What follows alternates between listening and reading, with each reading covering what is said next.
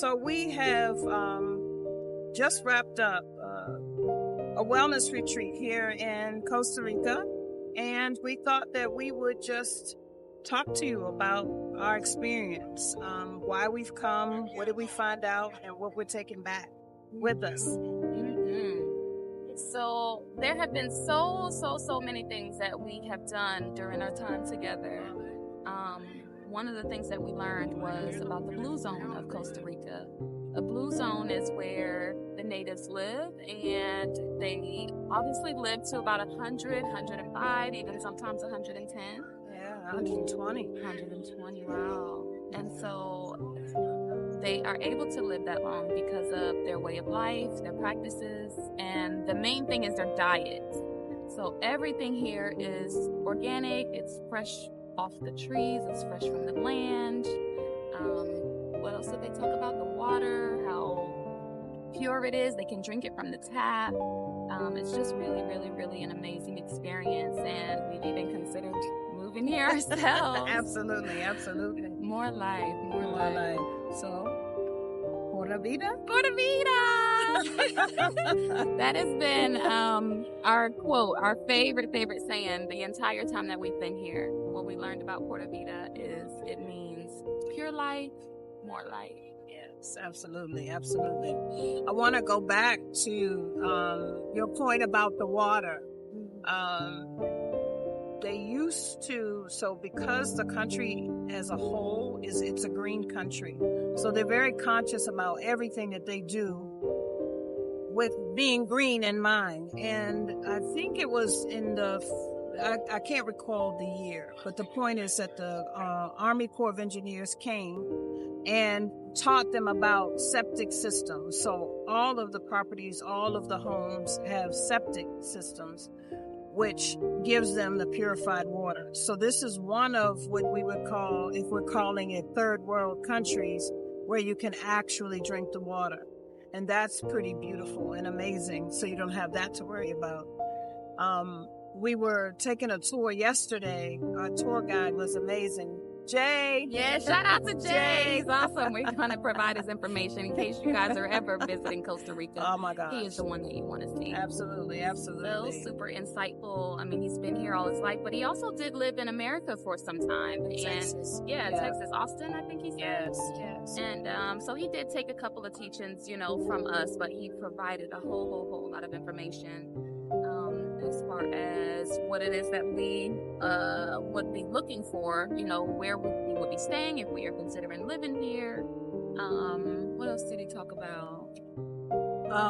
He talked about so many things. I think in line with our wellness retreat and what we're thinking about and talking about on the trip and wanting to share, he ran down the various fruits, veggies, the trees. We stopped on the side of the road. We learned something very interesting. I didn't realize that if you take a few of the papaya seeds, if you have a parasite issue, if you are eating a papaya, just eat a few of the seeds.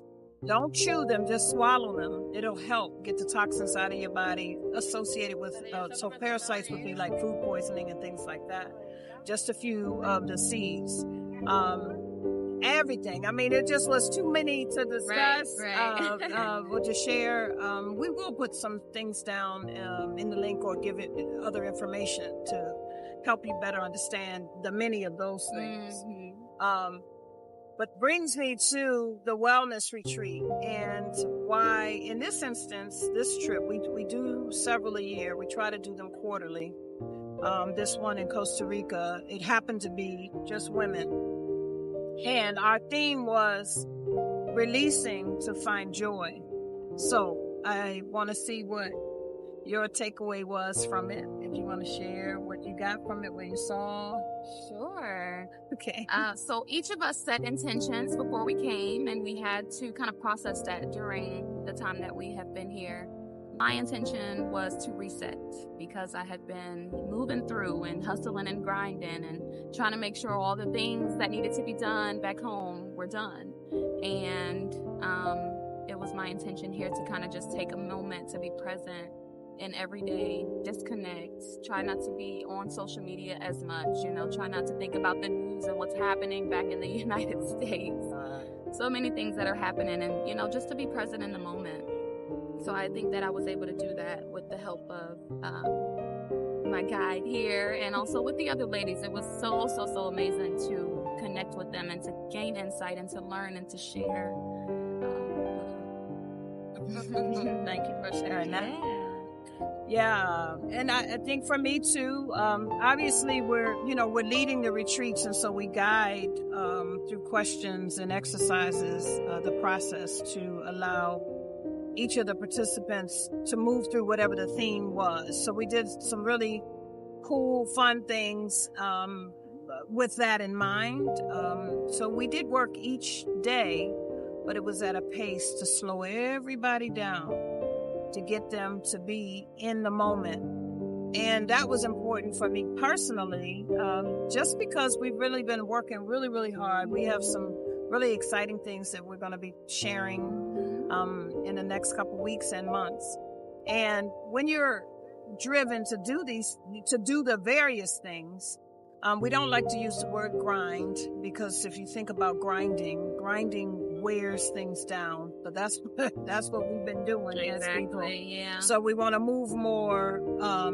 We'll introduce that too, but changing that language, I guess we should say hustle. So we accept hustle, not so much, right? With moving away from the grind, okay? But we've been grinding, so the intention was to relax and reset as well. Just really finding the peace in the midst of the work that we were doing with everyone else, to really still slow it down in between for ourselves. And that was just so positive and rewarding. And so each of the retreats that we do, and you can go to KorynNABryant.com to see which are the upcoming retreats that we have. We pick a theme and a focus, and we do modify it based on the participants, but our goal is always to bring the next level of elevation, mentally, physically, spiritually, and emotionally. So that was our theme, and choosing Costa Rica for the Blue Zone effect, just really having people connect to nature in that way. And to add to your point, our next coming trip will be in Peru. That'll be in April of 2025. Peru is also a blue zone. And, of the various things that we talked about of, what the blue zones are and the benefits of them, we really, really, really want to connect more into the blue zones. So we will be in Machu Picchu, which is, you want to tell a little bit more about Machu Picchu? Now they're closing it to the public, so we got to hurry up and get over there. Yeah, they're threatening, and over the years they've done that, but they really, really are thinking about doing that. That is one of the World Heritage sites, and so they really want to preserve it, because the more tourists they have, the more the site degenerates. So they're talking about closing it down, so we decided this was our year to go. Machu Picchu has many different stories in terms of how it came to be. A lot of information is shared about it, but our purpose in going is Peru as a whole is a place that is the earth is very active. A lot of places in the world have been stimulated, overused, abused. The indigenous people have been annihilated in many places. Just we know the world and how that is. Peru is a place where the indigenous are still there, so that land connection is beautiful. So we're going to go the 7,000 feet. Take the journey and go and spend time there. On that trip, we're also going to the Sacred Valley. So we'll actually start in the Sacred Valley so that we can acclimate to the altitude, and then we'll go to Machu Picchu. We've got some really cool things planned, but that's on the website too. That one is coming up pretty soon. So I think Yeah, well, there are two slots left. Okay, we got 2 slots left. Okay, so if y'all want to come, we got 2 slots. Better jump on in. If you don't make it for this one, though, we do have a couple more coming up later on in the year and some really big ones next year, which include Egypt as well as Bali. My goodness, we're so excited. Yes. Again, go ahead. I was going to say one of the other things that I have realized since being here is that I think I specifically have been doing this whole thing wrong. I need to be more present daily. I would love to travel more, to be able to connect with Gaia, Mother Earth, nature, all the things that we kind of take for granted, as Miss Karen said, we will have to reacclimate to the altitude because the air is just different there. It's less polluted, it's less light pollution, and a lot of things that we just don't have readily available in the United States. So sometimes we have to go and we have to find it, and we have to find ourselves during that process. So I am looking forward to that. Yay! So thank you. Absolutely. I think what I'd like us to do here in the remainder of our time is, what would you say would be some health and wellness tips that you would take away from your experience here? So we want to try to, create those teachable moments, and we're sharing through our experiences what, So for me, first one would be stay hydrated. We're a lot of times just moving through, we're doing these things and we forget to take a moment to hydrate, fresh coconut water, fresh regular water, ocean water. Of course, we can't drink it, but just spending time in it and around it is soothing to the body. So we definitely want to take in as much water as possible. Another thing is I'm an avid journaler, but I, again, had kind of been going through so many things that I haven't been able to spend as much time doing that. And so journaling once a day at minimum, even if it's just for about 5 minutes, is something that I am certainly going to include in my daily practice moving forward. And a lot of times I say sometimes getting started is the hardest part. But once you finally put that first sentence down, usually the thoughts start to flow and it gets easier, and then the thoughts start to come, and you just start to go. And you may start with 5 minutes, but then spend 20 minutes or maybe even longer, because once you are sitting with those thoughts, Gaia, again, the ancestors, creator, starts to speak to you and through you, and sometimes you don't even recognize what's happening unless you see it on the paper, which makes it real. Yeah.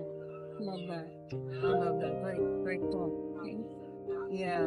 Just as you said that, I was just seeing how the writing makes it real. I think that's a beautiful point.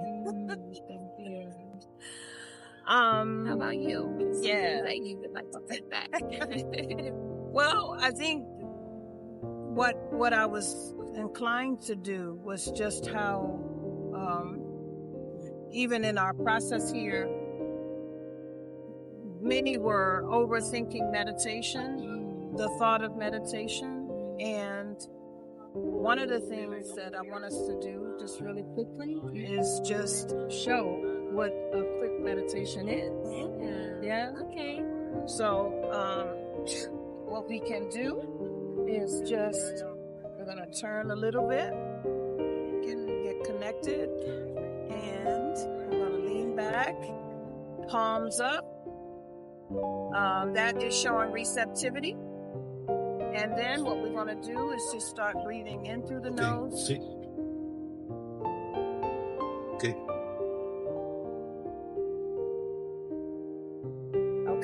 So, palms up whenever you're sitting, and then working to get yourself as grounded.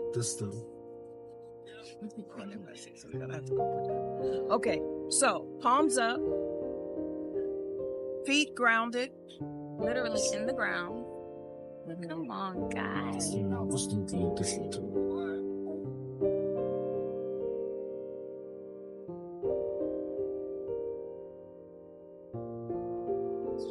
Okay. So palms up, working to clear your feet, plant your feet on the ground, and then begin breathing in through your nose and out through your mouth. And here you want to really see yourself breathing that air in through your nostrils, down your throat, into your lungs. And then exhale, bringing it up through your throat and out your mouth.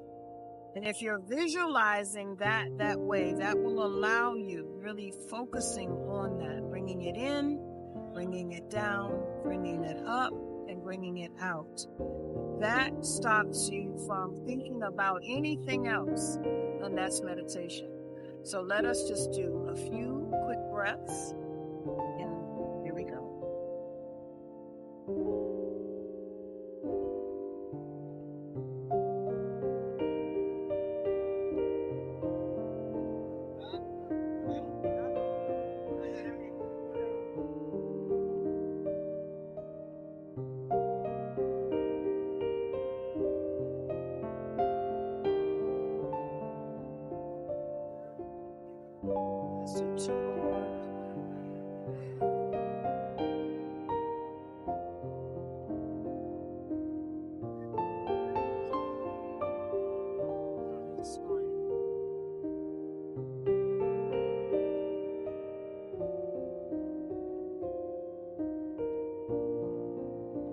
Quick and easy. With the ocean in the background, who wouldn't be at peace? I know, right? That was amazing. I just feel so much more grounded and calm already. Yes, 2 seconds is all it takes. Right? So with that, we thank you for joining us, and until next time. See you next time.